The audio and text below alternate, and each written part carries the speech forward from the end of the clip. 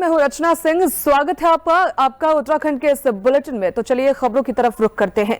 गृह मंत्री अमित शाह दोपहर करीब 12 बजे देहरादून के जॉली ग्रांट एयरपोर्ट पर पहुंचे, जहां मुख्यमंत्री पुष्कर सिंह धामी ने फूलों का गुलदस्ता देकर उनका स्वागत किया। गृह मंत्री अमित शाह एयरपोर्ट से सीधे लाल बहादुर शास्त्री राष्ट्रीय प्रशासनिक अकादमी मसूरी के लिए रवाना हो गए। अकादमी में अमित शाह भारतीय लोक सेवा के प्रशिक्षु अधिकारियों से संवाद करेंगे।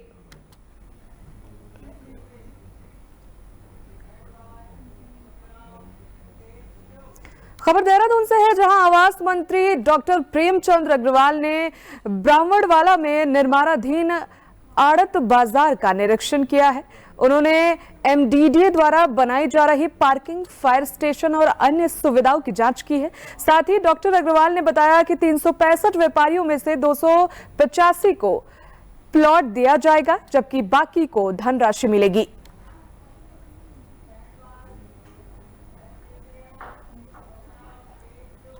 खबर देहरादून से है, जहां कांग्रेस प्रदेश अध्यक्ष करण माहरा ने सरकार पर गंभीर आरोप लगाए हैं। उन्होंने कहा कि कोविड के दौरान ढुलाई करने वालों के बिल पास नहीं हुए और सरकार ने जमीनें खुर्द-बुर्द कर राज्य के राजस्व को नुकसान पहुंचाया।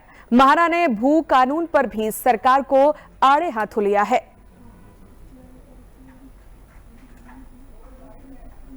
के आसपास यूनानी दवाइयों का निर्माण ये कंपनी वर्तमान में कर रही है और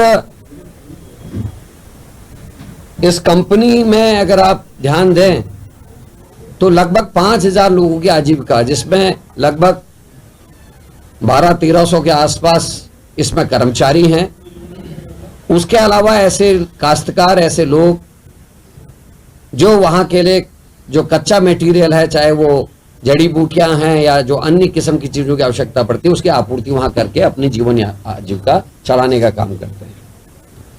एक नया खुलासा सामने आया है जिसमें बीजेपी ने एक मुनाफा कमाने वाली कंपनी, और मजे की बात यह है कि केंद्र सरकार की अकेला उपक्रम है ये IMPCL, जो दवाइयों का निर्माण कर रहा है, आयुर्वेदिक या फिर यूनानी दवाइयों का। इसके निजीकरण के लिए बीजेपी के नेता श्री रामलाल और उनके भांजे के ऊपर, जो संजय गुप्ता है, उनके ऊपर कंपनी में काम करने वाले या निगम में काम करने वाले लोगों ने आरोप लगाए हैं। और अभी हाल ही में कुछ दिन पहले, मेरे ख्याल से लगभग 4 या 5 दिन पहले, खबर रुड़की से है, जहां भाजपा विधायक कुंवर प्रवर सिंह चैंपियन हॉल में एक वायरल वीडियो में खनन माफियाओं के खिलाफ गाली गलौज करते हुए नजर आए। उन्होंने चेतावनी दी कि अगर अवैध खनन और ओवरलोड डंपर नहीं रुके तो वो आंदोलन करेंगे। चैंपियन ने बताया कि उनके क्षेत्र में बेखौफ खनन हो रहा है और पुलिस प्रशासन भी कोई कार्रवाई नहीं कर रही है।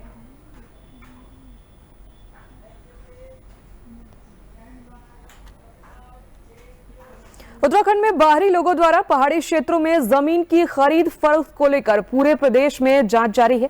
इसी क्रम में अल्मोड़ा जनपद के रानीखेत क्षेत्र में संयुक्त मजिस्ट्रेट राहुल आनंद ने राजस्व विभाग की टीम के साथ मजखाली, द्वारसो और साथ ही डीडा क्षेत्रों का निरीक्षण किया है। उन्होंने मजखाली में द टेरेसिस परियोजना, द्वारसो क्षेत्र में इवन रियल्टर्स और मजखाली के बिरला स्कूल का स्थलीय निरीक्षण किया है। संयुक्त मजिस्ट्रेट ने मौके पर राजस्व विभाग की टीम को नक्शा, खतौनी और अन्य आवश्यक दस्तावेजों की जांच करने के निर्देश दिए हैं। साथ ही उन्होंने राजस्व उप निरीक्षक और अधिकारियों को यह भी निर्देश दिया है कि जमीन की खरीद फरोख्त के लिए खतौनी और अन्य दस्तावेज जांचने के लिए सार्वजनिक सूचना बोर्ड लाए जाएंगे।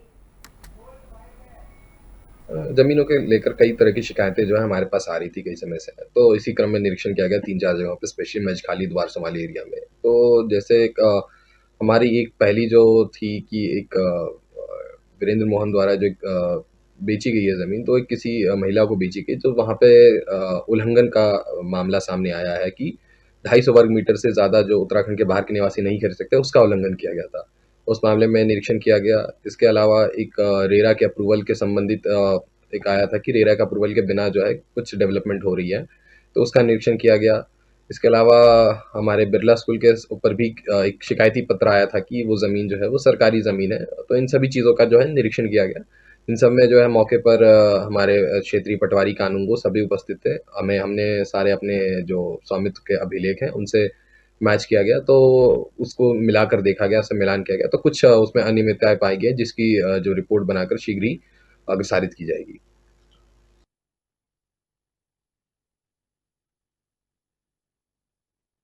उत्तराखंड में बढ़ते प्रदूषण को लेकर परिवहन विभाग सख्त हो गया है। हाल ही में देहरादून में AQI 300 के आसपास पहुंचने के बाद विभाग ने पुराने डीजल वाले विक्रम और ऑटो को बाहर करने का निर्णय लिया है। परिवहन अधिकारी सुनील कुमार शर्मा ने बताया कि सरकार ने ऐसे चालकों के लिए एक स्कीम शुरू की है, जिसके तहत 31 दिसंबर तक पुराने ऑटो और विक्रम को स्क्रैप कराकर नई गाड़ी खरीदने पर 50% सब्सिडी दी जाएगी। देखिए, हमारे यहाँ पब्लिक ट्रांसपोर्ट ज़्यादा से ज़्यादा बढ़ाने के लिए, जिससे कि प्राइवेट वाहनों का ये संचालन को एक नियंत्रित किया जा सके, उसके लिए हम लोगों ने परमिट ओपन किए हुए हैं।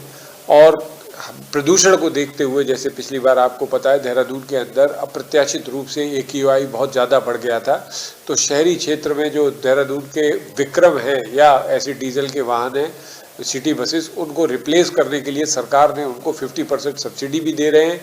उनके जो जिस रूट पर संचालित हो रहे हैं उस रूट का परमिट भी दिया जाएगा और 31/12 तक उनको अप्लाई करने के लिए कहा गया है।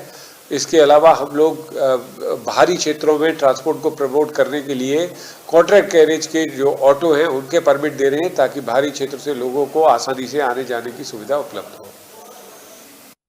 देखिए, आप जानते हैं जो हमारा आड़त बाजार इस टाइम जहाँ पे संचालित है, वहाँ चूँकि आड़त बाजार का मतलब है कि ट्रकों का आना, ट्रकों का जाना, वो माल का लोडिंग और अनलोडिंग, और वो एक ऐसा रास्ता अभी हमारे सामने है कि जिसमें अनेकों बार जाम लगा है। व्यापारियों को भी दिक्कत होती है, अन्य लोगों को भी दिक्कत होती रही। तो एक हमारे सामने एक विषय आया कि हम उसमें जो शासनादेश है अप्रैल 2024। उत्तराखंड हाई कोर्ट ने प्रदेश में अभी तक छात्र संघ के चुनाव नहीं कराए जाने के मामले पर सुनवाई की है। मामले की सुनवाई के बाद कोर्ट की एकल पीठ ने राज्य सरकार से 2 सप्ताह में जवाब पेश करने को कहा है। मामले की सुनवाई के लिए कोर्ट ने 18 दिसंबर की तारीख तय की है।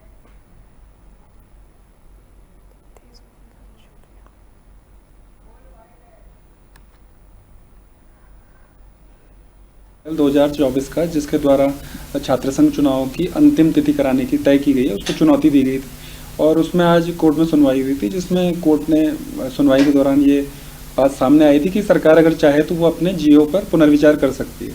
और याचिकाकर्ता ने जो बिंदु उठाए हैं कि यूजीसी के जो मानक हैं और लिंगदोह कमेटी की जो रिकमेंडेशन है उसके अनुरूप सरकार का शासनादेश नहीं है, क्योंकि एडमिशन की प्रक्रिया अक्टूबर 2024 में 25 अक्टूबर तक हुई है, तो एकेडमिक सेशन देरी से शुरू हुआ है। उस हिसाब से जो लिंगदोह कमेटी की रिकमेंडेशन के 6 से 8 हफ्ते में चुनाव होना है, वो एडमिशन प्रक्रिया के बाद ही कराया जा सकता है। तो इस सब मामले पर कोर्ट ने उच्च शिक्षा के सचिव महोदय से उनका प्रति शपथ पत्र दायर करने के लिए कहा है 2 सप्ताह के अंदर। खबर रुड़की से है, जहां राजकीय उच्चतर माध्यमिक विद्यालय में 250 से ज्यादा बच्चे हाई टेंशन लाइन के नीचे पढ़ाई कर रहे हैं। प्रधानाचार्य ने कई बार विद्युत विभाग से शिकायत की, लेकिन लाइन नहीं शिफ्ट की गई। प्रधानाचार्य इंद्र कुमार के अनुसार सर्दियों में बच्चे मैदान में पढ़ते हैं, जो कि खतरनाक है, और अब ये देखना है कि ऊर्जा निगम कब इस पर कार्रवाई करेगा।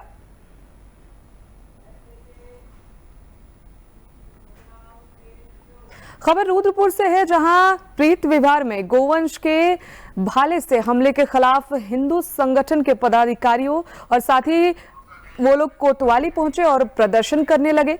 उनका आरोप है कि युवक संवाद ने गोवंश पर हमला किया है, जिसका वीडियो अब सोशल मीडिया पर वायरल हो रहा है। पुलिस कार्रवाई न करने पर उन्होंने सीओ सिटी से मुलाकात की और चेतावनी दी कि अगर कार्रवाई नहीं की गई तो वे आगे भी कठोर कदम उठाएंगे।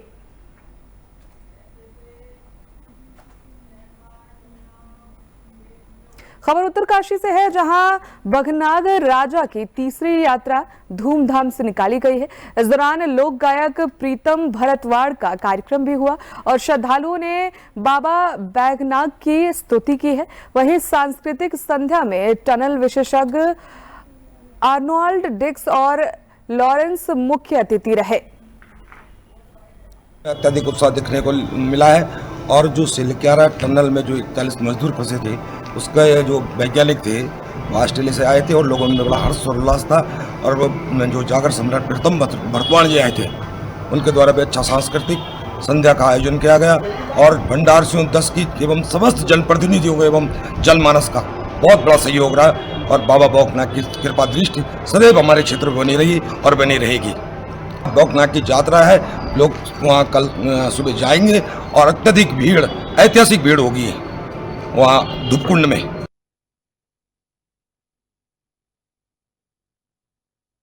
उत्तराखंड की खबरों में फिलहाल इतना ही। आगे की तमाम जानकारियों के लिए बने रहे हमारे साथ।